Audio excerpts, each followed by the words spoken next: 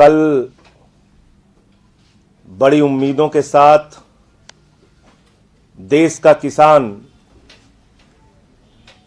मोदी सरकार की ओर देख रहा था कि शायद कल की वार्ता अंतिम वार्ता होगी और ये काला कानून जिसके लिए पूरे देश का किसान आंदोलित है, जिसमें 60 किसानों ने अपनी शहादत दी है,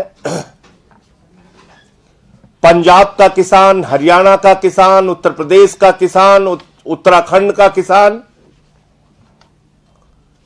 अपनी जान दे रहा है और उसके साथ सरकार दुश्मन देश के नागरिक की तरह व्यवहार कर रही है। उनके ऊपर आंसू गैस के गोले छोड़े जा रहे हैं, उनको लाठियों से पीटा जा रहा है, उनको वाटर कैनन से रोका जा रहा है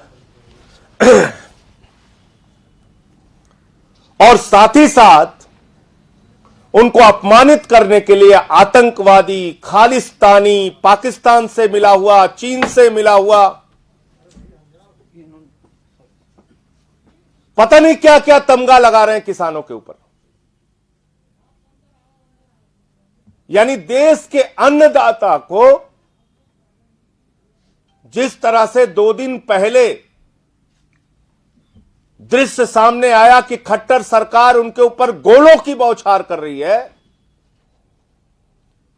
मिर्ची पाउडर के गोले छोड़े जा रहे हैं, ऐसा देख के लगता है जैसे किसी दुश्मन देश के नागरिक के साथ आप युद्ध लड़ रहे हैं। और ऐसा लगता है कि जैसे ऊपर से लेकर नीचे तक जनरल डायर का शासन आ गया है। जिस तरह से जनरल डायर ने गोलियां चलवा के पंजाब के हमारे भाइयों की हत्या की थी, उस तरह के दृश्य देखने को मिल रहे हैं। और इतना जुर्म सहने के बाद, यानी सरकार लाशें गिनने में लगी हुई थी, किस राज्य के लोग मर रहे हैं, पंजाब के हैं क्या, हरियाणा के हैं क्या? अरे अब तो उत्तर प्रदेश, उत्तराखंड के भी किसान अपनी शहादत दे रहे हैं। क्या चाहते हो पूरे देश का किसान मरने के लिए लाइन में खड़ा हो जाए? तब तुम्हारी कुंभकर्ण की नींद खुलेगी? क्या आप चाहते हैं? लोकसभा में इस बिल का विरोध हुआ, राज्यसभा में इस बिल का विरोध हुआ,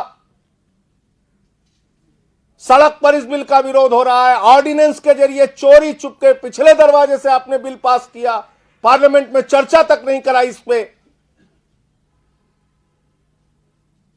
और यह बिल जो अडानी की गुलाम सरकार ने पूंजीपतियों के लिए बनाया है, किसान भी अपना मन बना के आ चुके हैं कि जब तक यह काला कानून वापस नहीं होगा तब तक आंदोलन जारी रहेगा। और आम आदमी पार्टी के नेता अरविंद केजरीवाल जी ने भी दृढ़ संकल्प ले लिया है कि संसद से लेकर सड़क तक, सेवादार से लेकर सांसद और जनप्रतिनिधि और मुख्यमंत्री के नाते, विधायक के नाते, हमारा एक एक कार्यकर्ता किसानों का साथ देगा और इस बिल का जमकर विरोध करेगा, सड़क पर भी और संसद में भी, विधानसभा में भी।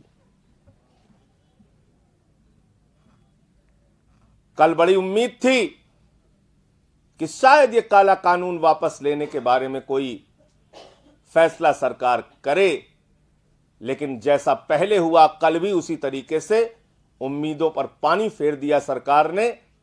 और मैं जो बार बार कहता हूं कि ये कहने के लिए 130 करोड़ लोगों की सरकार है, लेकिन दरअसल ये अडानी की गुलाम सरकार है, पूंजीपतियों की गुलाम सरकार है। और गुलाम सरकार के मालिक जब तक कुछ नहीं करेंगे, वो इन करोड़ों किसानों की मांग सुनने वाले नहीं है। और यही हुआ। अभी भी मैं कह रहा हूं, पीड़ा, तकलीफ, कष्ट का पहाड़ खड़ा हो चुका है। धैर्य का बांध किसानों का टूट रहा है। मोदी जी, उनके धैर्य की परीक्षा मत लीजिए। बहुत इम्तिहान ले लिया आपने।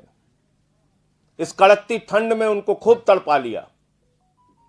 अब ये काला कानून वापस ले लीजिए वरना अगर उनका आक्रोश सड़कों पर फूटेगा तो इसके बहुत गंभीर परिणाम इस सरकार को भुगतने पड़ेंगे, चुनावी राजनीति में भी और सड़क पर भी।